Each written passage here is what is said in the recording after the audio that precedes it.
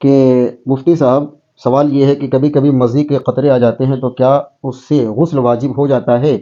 اور کبھی کبھی نیند میں محسوس ہوتا ہے کہ نائٹ فال ہو گیا مگر آنکھ کھلنے پر ایسا کوئی نشان نہیں ملتا، اس حالت میں غسل واجب ہوتا ہے یا نہیں؟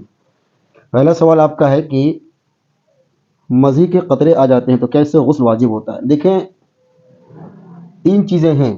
نمبر ایک تو منی ہے، یعنی اسپم آپ کا جس سے بچہ پیدا ہوتا ہے۔ نمبر دو ہے مزی جو اسپم سے پہلے آتا ہے، ٹرانسپیرنٹ پانی۔ نمبر تین ہے ودی۔ تو یہ تین چیزیں ہوتی ہیں۔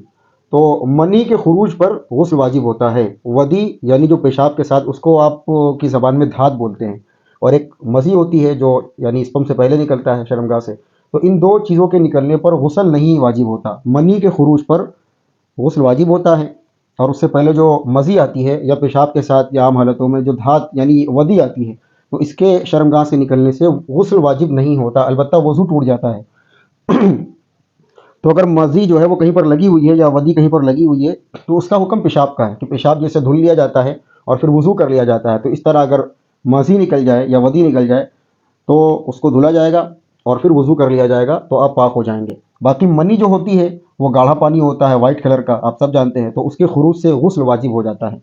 لیکن مزی اور ودی کے خروج سے غسل واجب نہیں ہوتا، اس سے صرف وضو ٹوٹتا ہے، اور اس چیز کا دھلنا ضروری ہے۔ دوسرا